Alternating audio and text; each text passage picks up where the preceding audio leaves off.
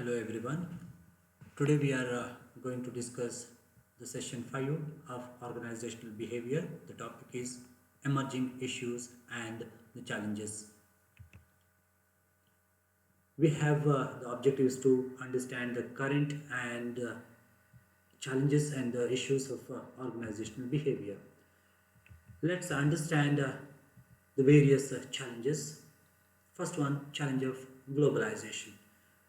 The following are the major issues: foreign languages, cutthroat competition, unfamiliar laws, and changed management system, and multiculturalism and diversity. ಈ organisations ಅಲ್ಲಿ ಬಂದಾಗ ಏನಾಗುತ್ತೆ ಅಂತ ಹೇಳಿದ್ರೆ ಹೊಸದು ಇವಾಗ ಫಾರಿನ್ ಕಂಪನೀಸ್ಗಳು ದೇಶಕ್ಕೆ ಬರುತ್ತೆ. ಜರ್ಮನ್ ಕಂಪನೀಸ್ ಇರ್ಬೋದು, ಚೈನೀಸ್ ಕಂಪನಿ ಇರ್ಬೋದು, ಅಥವಾ ಬೇರೆ ಬೇರೆ ಕಂಪನಿಗಳು ಬೇರೆ ಬೇರೆ ದೇಶದಿಂದ ಬರುತ್ತೆ.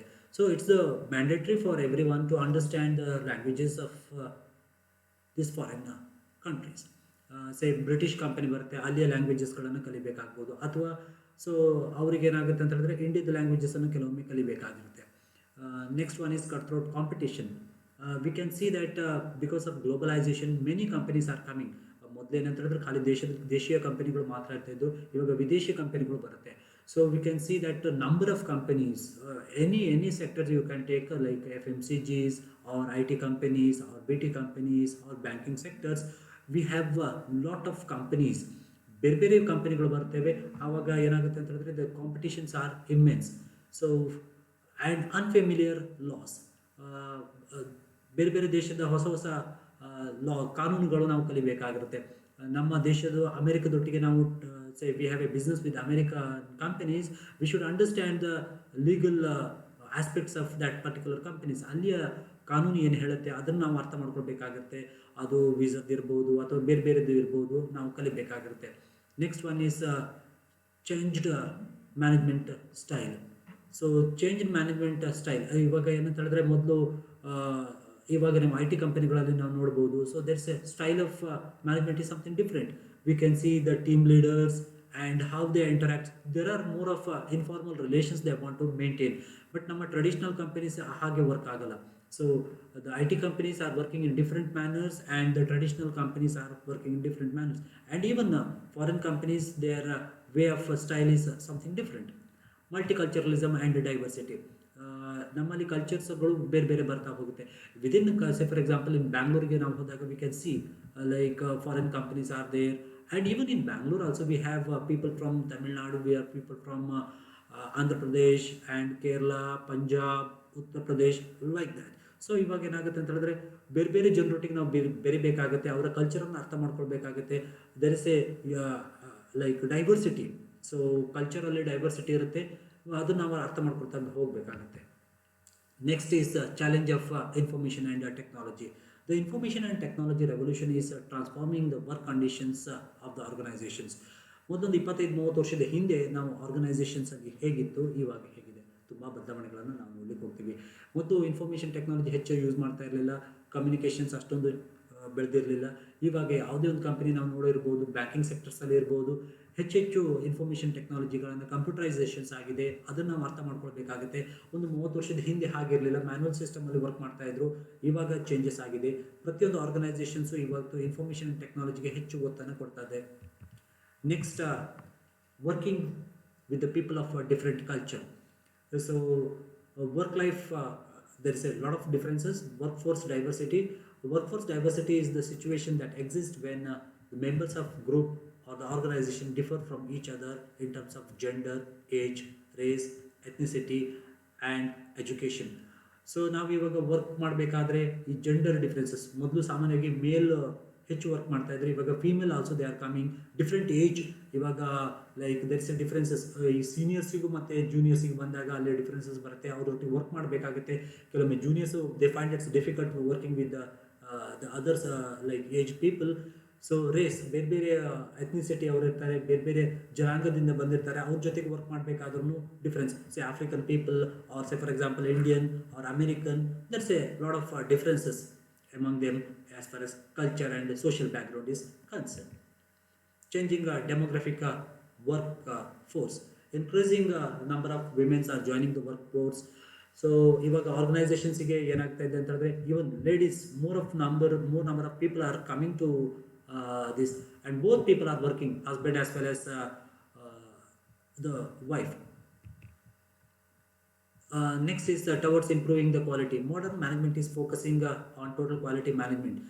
So total quality management focus more about the quality.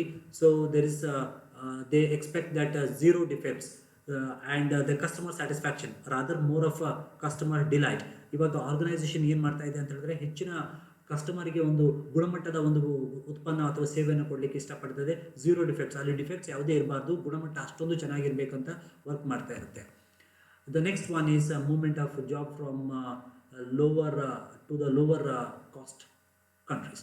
So ಇವಾಗ ಏನಂತ ಹೇಳಿದ್ರೆ, ಹೆಚ್ಚಿನ ಕಂಪನಿಗಳು, ಅಮೆರಿಕನ್ ಕಂಪನಿ ಇರ್ಬೋದು ಅಥವಾ most of this western countries, ಅವ್ರು ಏನು ಮಾಡ್ತಾ ಇದ್ದಾರೆ ಅಂತಂದರೆ, they are coming to the country where there is a low cost of labour. ಇವಾಗ China and India, why these companies are coming to these countries? Because the labor what they are getting in India and China is little lower. So I T ಕಂಪನಿಗಳು foreign ಕಂಟ್ರೀಸಿಂದ ಇಂಡಿಯಾಕ್ಕೆ ಯಾಕೆ ಬರ್ತಾ ಇದ್ದಾರೆ ಅಂತ ಹೇಳಿದ್ರೆ, ಅವರು ಕೊಡುವಂಥ ಅಲ್ಲಿಯಕ್ಕೂ ಮತ್ತು ಇಲ್ಲಿಗೂ ತುಂಬ ಡಿಫ್ರೆನ್ಸ್ ಇರುತ್ತೆ. So India is become one of the economic country where they can pay little less salary when compare to the America or British. So ಹಾಗಾಗಿ ಇಲ್ಲಿಗೆ ಬರ್ತಾ ಇದ್ದಾರೆ, ಕಾಂಪಿಟೇಟಿವ್ ಅಡ್ವಾಂಟೇಜ್ ಬಂದುಬಿಡುತ್ತೆ. ಚೈನೀಸ್ ಕಂಪನಿಗಳು ಯಾಕೆ ಸ್ಟ್ರಾಂಗ್ ಆಗ್ತಾ ಇದ್ದಾರೆ ಅಂತ ಹೇಳಿದ್ರೆ, ಅವರ cost of labour is very cheap in compare to production is concern. ಹೆಚ್ಚಿನ like manufacturing sectors we can see in China because of low cost of labour. I T company ಇಂಡಿಯಾದಲ್ಲಿ ಜಾಸ್ತಿ ಇದೆ, ಯಾಕಂತಂದರೆ again we have an advantage of quality as well as cost of labour.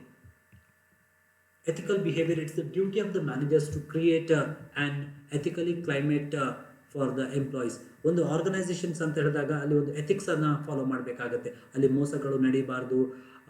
So ಏನಾಗುತ್ತೆ ಅಂತಂದರೆ, ಒಂದು ಸರ್ತಿ ಹೆಸರು ಕೆಟ್ಟದ್ದು ಹೋಗಿ ಅಂತಂದರೆ ಆರ್ಗನೈಸೇಷನ್ಸ್ ವಿಲ್ ಕೊಲ್ಯಾಪ್ಸ್. ಸೊ ಅಲ್ಲಿ ಆದಷ್ಟು ಮಟ್ಟಿಗೆ ಒಂದು ಒಳ್ಳೆಯ ಒಂದು ಎಥಿಕಲ್ ಬಿಹೇವಿಯರನ್ನು ಮೇಂಟೈನ್ ಮಾಡಬೇಕಾಗುತ್ತೆ. V have N good example for Infosys. Environmental challenges. Every organization operates within its environment. It is the duty of the manager to understand the changing environment and he must respond it to very positively.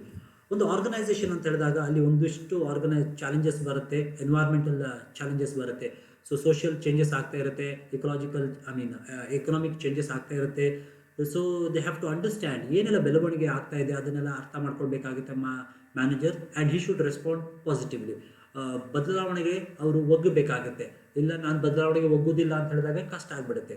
So ಏನೆಲ್ಲ ಬದಲಾವಣೆ ಆಗುತ್ತೆ ಅದಕ್ಕೆ ಕರೆಕ್ಟಾಗಿ respond ಮಾಡ್ತಾ ಹೋಗಬೇಕಾಗತ್ತೆ. ಏನು requirements ಇರುತ್ತೆ ಆ ಮ್ಯಾನೇಜರ್ ಅದನ್ನು ಅರ್ಥ ಮಾಡಿಕೊಂಡು ಅದಕ್ಕೆ ಪಾಸಿಟಿವ್ ಆಗಿ ಅವರು ರೆಸ್ಪಾಂಡ್ ಮಾಡಬೇಕಾಗುತ್ತೆ. So the survival of fittest. So ಅಲ್ಲಿ ಯಾರು ಬದಲಾವಣೆಗೆ ಕರೆಕ್ಟಾಗಿ ಅರ್ಥ ಮಾಡ್ಕೊಳ್ತಾರೆ ಅವರು ಫಿಟ್ ಆಗಿ ಹೋಗ್ತಾರೆ. ನಾವು ಬದಲಾವಣೆಗೆ ಒಗ್ಗೋದಿಲ್ಲ, ನಾವು ಬದಲಾವಣೆಗೆ ರೆಡಿ ಇಲ್ಲ ಅಂತ ಹೇಳಿದಾಗ ಏನಾಗುತ್ತೆ ಅಂತ ಹೇಳಿದ್ರೆ, they will not work, they cannot work in this present situation. Next one is working in the network organization. Network organization allow the people to communicate and work together even though they live in different geographical areas. Especially in this corona time, we have understood that people can work from home. ಇವಾಗ ಹೆಚ್ಚಿನವರು ಏನಾಗ್ತಾ ಇದ್ದಾರೆ, work from home ಮಾಡ್ತಾ ಇದ್ದಾರೆ. So even teaching also online classes we can see, coaching also online and training also. Some organisations are giving training through this online. So network organisations ಆಗಿಬಿಟ್ಟಿದೆ. So people ಇವಾಗ even in I T companies, the American companies are getting the works done from sitting in America from India. ಏನಾಗ್ತಾ ಇದೆ ಅಂತ ಹೇಳಿದ್ರೆ, ಇಂಡಿಯಾದಲ್ಲಿ instructions ಕೊಟ್ಬಿಡ್ತಾರೆ. So ಅದು ಏನಾಗುತ್ತೆ, network, we have internet and we have communications. So ಆರ್ಗನೈಸೇಷನ್ಸ್ಗೆ ಏನೆಲ್ಲ ಬೇಕಾಗುತ್ತೆ ನೆಟ್ವರ್ಕ್ ಆರ್ಗನೈಸೇಷನ್ಸಿಂದ ಆಗಿಬಿಡುತ್ತೆ. ಮೊದಲು ಏನಾಗಿತ್ತು ಅಂತ ಹೇಳಿದ್ರೆ, ಆ ಕಂಪನಿ ಅಲ್ಲೇ ಆಗಬೇಕು, ಅಲ್ಲಿಂದನೇ ಕೆಲಸ ಮಾಡಬೇಕು ಅಂತ. Not necessary. ನಾವು we have lot of things. So from sitting in the home also we can get the things done. Improving skills of the people. Managerial skills, technical skills and conceptual skills needed for the development of employees.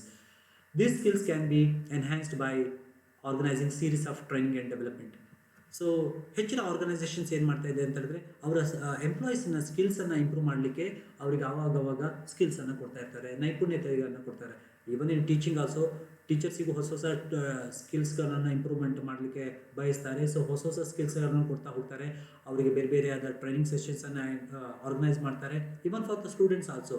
ಸ್ಟೂಡೆಂಟ್ಸಿಗೆ ಏನು ಮಾಡ್ತಾರೆ ಅಂತ ಹೇಳಿದ್ರೆ skills improvement ಮಾಡಲಿಕ್ಕೆ ಇದು ಮಾಡ್ತಾರೆ. ಹಾಗೆ ಆರ್ಗನೈಸೇಷನ್ಸಲ್ಲೂ ಹಾಗೆಯೇ ಸ್ಕಿಲ್ಸನ್ನು improve ಮಾಡಲಿಕ್ಕೆ ಏನೆಲ್ಲ ಮಾಡ್ಬೋದು ಅಂತೇಳಿ ಆರ್ಗನೈಸೇಷನ್ಸನ್ನು ಅದನ್ನು ತಿಳ್ಕೊಂಡು ಅವ್ರಿಗೆ ಬೇಕಾಗಿರೋ ಸ್ಕಿಲ್ಸನ್ನು ಕೊಡ್ತಾ ಹೋಗ್ತಾರೆ. Next, empowering the people. It involves giving more freedom, power to the employees so that they can get the right decisions. ಈ ಎಸ್ಪೆಷಲಿ ಐ ಟಿ ಕಂಪನಿಗಳಲ್ಲಿ ನಾವು ನೋಡ್ಬೋದು, ಅಲ್ಲಿ ಹೆಚ್ಚಿನ ಫ್ರೀಡಮ್ಸನ್ನು ಕೊಡ್ತಾರೆ. ಅಲ್ಲಿ ಒಂದೊಂದು ಚಿಕ್ಕ ಚಿಕ್ಕ ಟೀಮ್ ಅಂತ ಹೇಳ್ತಾರೆ. ಟೀಮ್ ಲೀಡರ್ಸ್ ಏನು ಮಾಡ್ತಾರೆ ಅಂತಂದರೆ ಅವರ ಎಂಪ್ಲಾಯೀಸಿಗೆ, ಅವರ ಅಂಡರಲ್ಲಿ ಯಾರೆಲ್ಲ ಬರ್ತಾರೆ ಅವ್ರಿಗೆ ಹೆಚ್ಚೆಚ್ಚಿನ ಪವರ್ ಕೊಡ್ತಾರೆ. ಆವಾಗ ಏನಾಗುತ್ತೆ ಅಂತಂದ್ರೆ ಅವ್ರಿಗೊಂದು ಖುಷಿ ಅನಿಸುತ್ತೆ. Okay, they will take the right decisions. So ಹೆಚ್ಚಿನ ಡಿಸಿಷನ್ ಅವರು ತೊಗೊಳ್ಳಿಕ್ಕೆ ನೋಡ್ತಾರೆ. ಡೆಲಿಗೇಷನ್ ಆಫ್ ಪವರ್ಸ್, ಅವರಿಗೆ ಪವರ್ ಮತ್ತು ರೆಸ್ಪಾನ್ಸಿಬಿಲಿಟಿ ಕೊಡೋದ್ರಿಂದ ಏನಾಗುತ್ತೆ ಅಂತ ಹೇಳಿದ್ರೆ ಅವರಿಗೊಂದು ಖುಷಿ ಅನಿಸುತ್ತೆ. ಹೆಚ್ಚು ಫ್ರೀಡಮ್ ಕೊಟ್ಟಾಗ ಏನಾಗುತ್ತೆ ಅಂತ ಹೇಳಿದ್ರೆ ಅವರು ಚೆನ್ನಾಗಿ ಕೆಲಸ ಮಾಡಬಹುದು ಅಂತ ಅನಿಸ್ತದೆ. ಆವಾಗ ಅವರು ಹೆಚ್ಚಿನ ಶ್ರದ್ಧೆ ಮತ್ತು ಆಸಕ್ತಿಯನ್ನು ವಹಿಸಿ ಕೆಲಸ ಮಾಡಬಹುದು. The last point for the session is helping employees balance work-life conflicts. Employees want to jobs that gives more flexibility in their work and they can do the better. So ಏನಂತ ಹೇಳಿದ್ರೆ ಎಂಪ್ಲಾಯೀಸ್ಗೆ ಹೆಚ್ಚಿನ ಒಂದು ಫ್ಲೆಕ್ಸಿಬಿಲಿಟಿ ಕೊಡೋದ್ರಿಂದ work life ಕಾನ್ಫ್ಲಿಕ್ಟ್ಸನ್ನು ಕಡಿಮೆ ಮಾಡ್ಕೊಳ್ಬೋದು. ಇನ್ಫೋಸಿಸಲ್ಲಿ ಕೆಲವೊಮ್ಮೆ ಏನಾಗುತ್ತೆ ಅಂತ ಹೇಳಿದ್ರೆ ಲೈಕ್ ವರ್ಕ್ ಫ್ರಮ್ ಹೋಮ್, ಕೆಲವೊಮ್ಮೆ ಇವಾಗ thanks to the corona like there are situations like work from home. So ಎಷ್ಟೋ ಕೆಲಸಗಳು ವರ್ಕ್ ಫ್ರಮ್ ಹೋಮಿಂದ ಮಾಡ್ತಾ ಇದ್ದಾರೆ. ಇದರಿಂದ ಏನಾಗುತ್ತೆ ಅಂತ ಹೇಳಿದ್ರೆ ಕೆಲವೊಮ್ಮೆ ಏನಾಗುತ್ತೆ ಅಂತ ಹೇಳಿದ್ರೆ ಆರ್ಗನೈಸೇಷನ್ಗೆ ಹೋಗಬೇಕಾಗಿಲ್ಲ, ಇಲ್ಲೇ ಕೂತ್ಕೊಂಡು ಕೆಲಸವನ್ನು ಮಾಡಬಹುದು. So that's for the day.